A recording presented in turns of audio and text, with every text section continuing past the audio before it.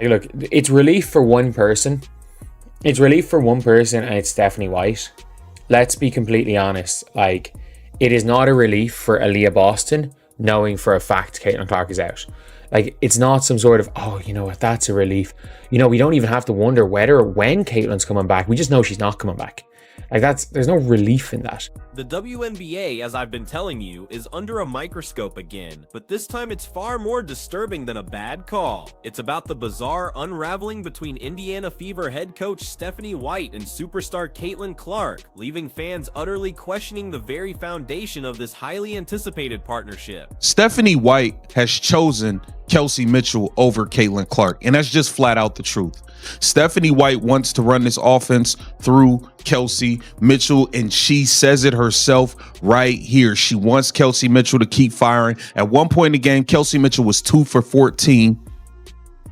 And we already know Caitlin Clark came out on the Sue Bird podcast and said that Stephanie White don't want. What should have been a dream coaching scenario has in fact morphed into a true nightmare for Clark and her massive fan base. The mounting evidence is undeniable, revealing an uncomfortable truth. Stephanie White, it seems, would actually prefer coaching the Indiana Fever without their biggest star on the floor. This is a pattern I've been analyzing closely. The Caitlin Clark, Aaliyah Boston deadly connection, pick and roll, two-man game connection that has worked this whole season, gone. Poof. The one thing that was in existence that actually worked, that felt like a little bit of something offensive that worked, gone. And if you're enjoying this deep dive, make sure to subscribe. The bombshell dropped when Stephanie White made one of the most tone-deaf statements in recent WNBA memory. Discussing Caitlin Clark being sidelined indefinitely, White revealed her true feelings, admitting, "I think that's big," regarding Clark's absence providing clarity for the team. Then she added, "Just the mindset of our group to know that we've got what we've got to continue to grow and connect in those ways." But it was her next remark that truly exposed the situation, claiming the injury provided a sense of relief and focus for the team. I think that's big. Head coach Stephanie White agreed. Just the mindset of our group to know what we've got, whenever we got what we got, to continue to grow and connect in those ways. And is she available? Is she not available? Will she practice? Will she not practice? And that's a sort of disruption that comes with that. So there's clarity, and I think it's good for everybody. It's good for Caitlin too. She doesn't feel any kind of way. She can just approach and attack her rehab one day at a time.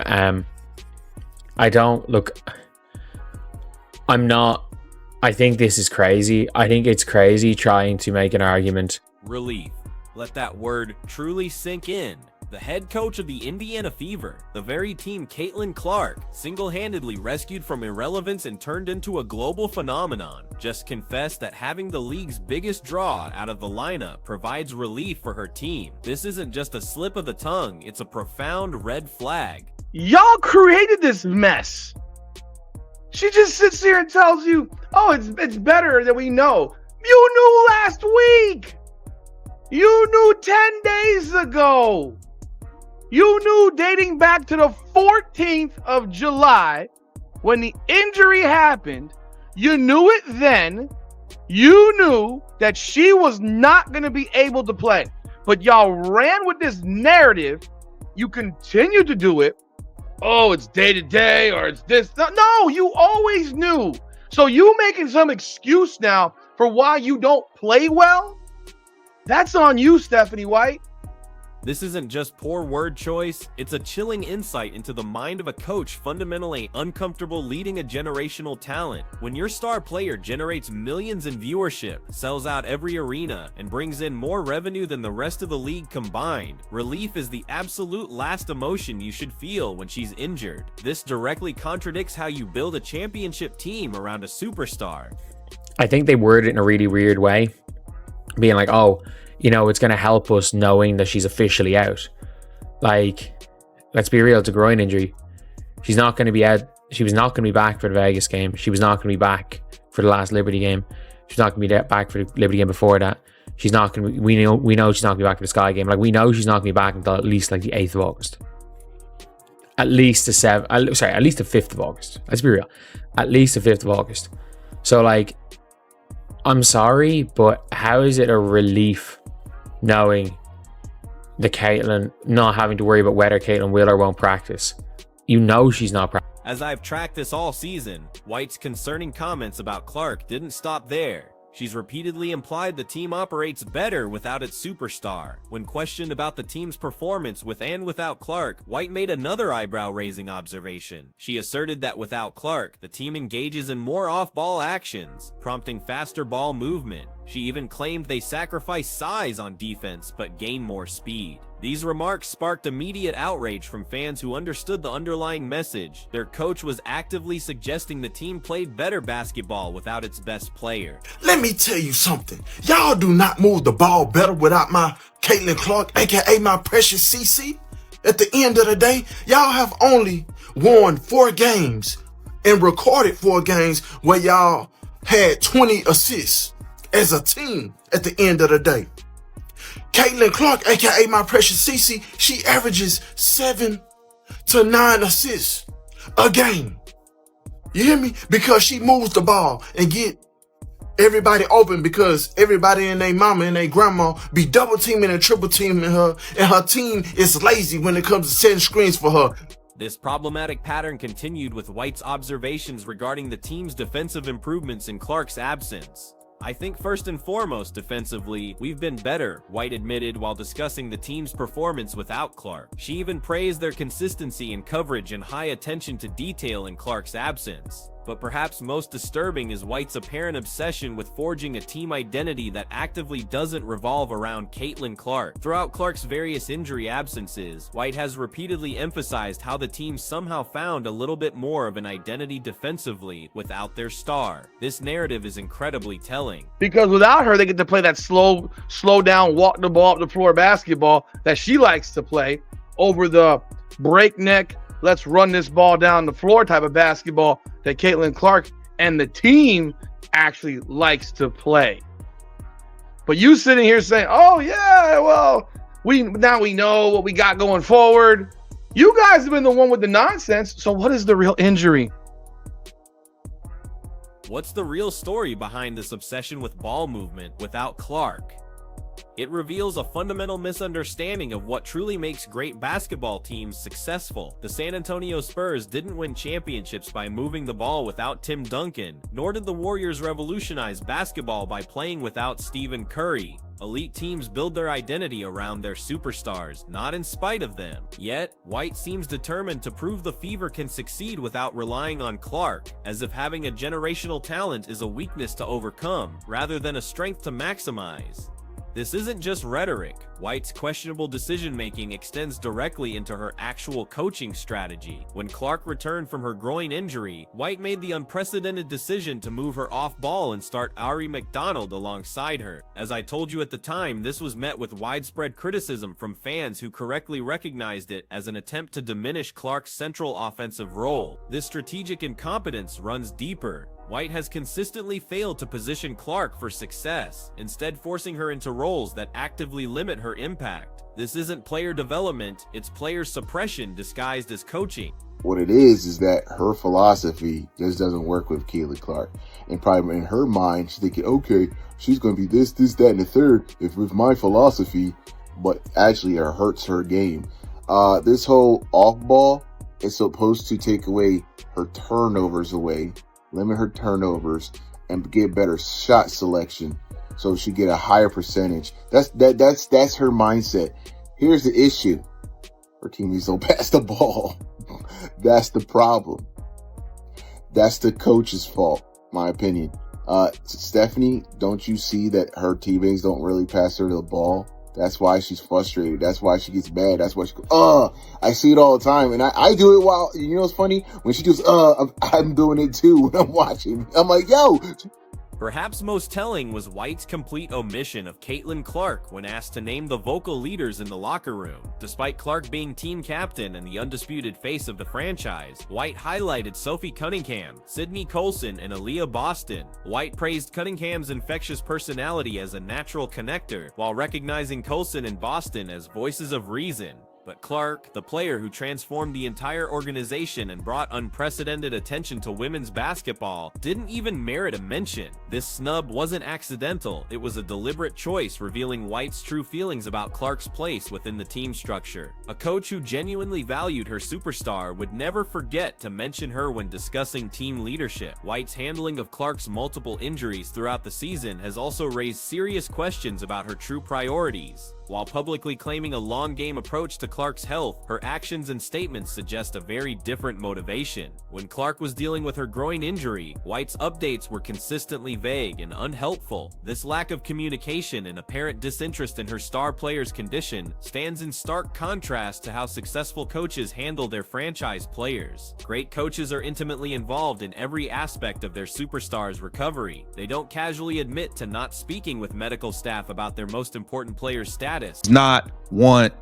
She does not want Caitlin Clark being the main player. She does not want Caitlin Clark being that dog on this team. And she's made the decision that this is Kelsey Mitchell's team. It just is what it is, man. It is what it is. We know, we heard Caitlin Clark come out and say herself that Stephanie White don't want her shooting. We've heard that. We've heard that. The consequences of White's approach are already glaringly apparent.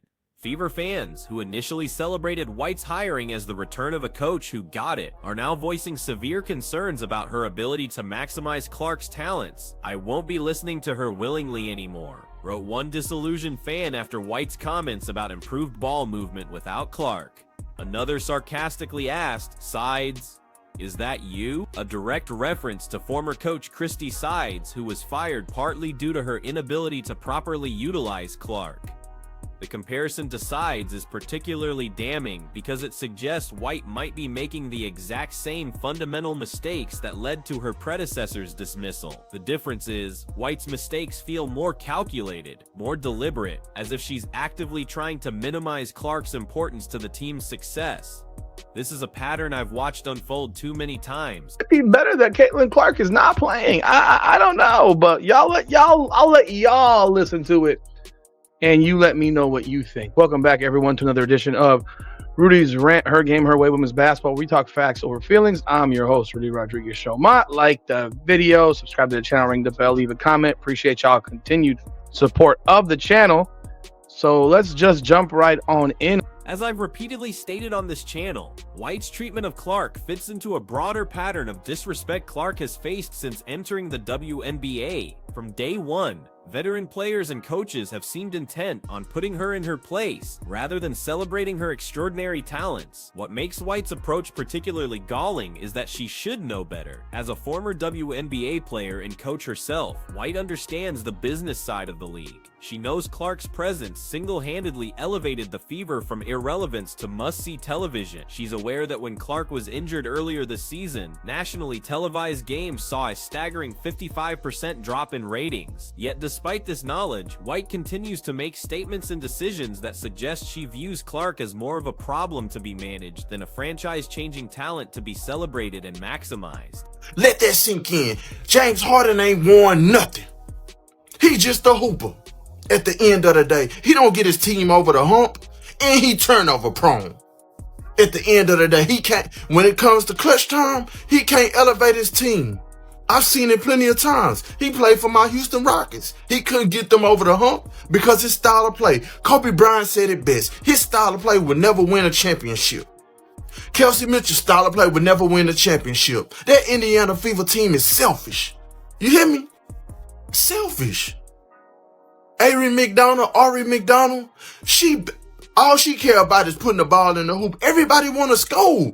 White's obsession with championship experience has become yet another tactic she employs to diminish Clark's contributions. She repeatedly emphasizes the importance of veterans like Natasha Howard and Sydney Colson, subtly suggesting they're more crucial to the team's success than younger stars like Clark, Aaliyah Boston, and Kelsey Mitchell. Certainly, there's no substitute for experience, White stated after a loss to the Liberty. Tasha and Sid are the ones on our team who have championship caliber experience, so you've got to go through it. This constant constant emphasis on experience over talent sends a clear, toxic message. White values role players with past rings more than the generational talent transforming her entire franchise right now. It's a backward philosophy that prioritizes past accomplishments over present ability and future potential. Now, with Caitlin Clark out for weeks, it's increasingly clear Stephanie White doesn't miss her. The coach's comments about relief and focus when Clark is sidelined reveal a fundamental disconnect between what the franchise desperately needs and what White wants to provide.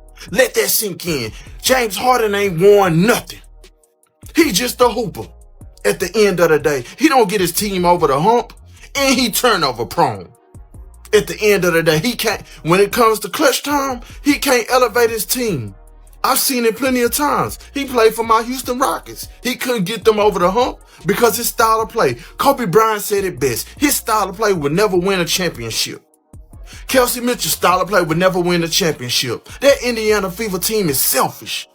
Clark needs a coach who recognizes her undeniable genius and builds systems to maximize her impact. She needs someone who understands that having a player of her caliber is a gift, not a burden to navigate. She needs a coach who will fight for her, protect her, and position her for success, rather than trying to prove the team can win without her. Instead, she has Stephanie White, a coach who seems more interested in proving her own tactical sophistication than unleashing one of the greatest talents the women's game has ever witnessed. White's approach isn't just failing Clark, it's failing the entire organization and every single fan who has invested emotionally and financially in this team's success. The evidence is overwhelming, the pattern undeniable. Stephanie White's agenda has been exposed, and it is demonstrably not aligned with what's best for Caitlin Clark or the Indiana Fever. The critical question now is whether the organization will recognize this fundamental problem before it's too late, or whether they'll continue to enable a coach whose vision for success apparently doesn't include maximizing their generational talent. Kind of tired of the WNBA content creators saying like there's this big conspiracy against Caitlin Clark. No, there isn't. There isn't. I just think that philosophies don't match with Caitlin Clark's strengths. I don't think Stephanie White came to Indiana be like, yeah, I'm there to destroy Caitlin Clark and I want to take that's silliness to me, bro. Come on. Yes, these are common sense. Why would she ruin her career to destroy a player? That's dumb. I think what it is that her philosophy just doesn't work with Caitlin Clark. And probably in her mind, she's thinking, okay, she's going to be this, that, and the third if with my philosophy, but actually it hurts her game. Fans, and rightfully so, are running out of patience. They've watched their favorite player systematically underutilized by a coach who seems more comfortable discussing how the team functions without her than celebrating what she brings when healthy and on the court. This isn't coaching, it's sabotage disguised as strategy, and it must stop before it completely destroys what could have been a beautiful league-altering partnership between a generational talent and her franchise. The clock is ticking, and every day that passes with White making comments about relief and improved ball movement without Clark is another day that damages this relationship beyond repair. Caitlin Clark deserves better, the fans deserve better, and the Indiana Fever deserve a coach who sees their superstar as the ultimate solution, not the fundamental problem. You're not ready for what comes next as this story develops.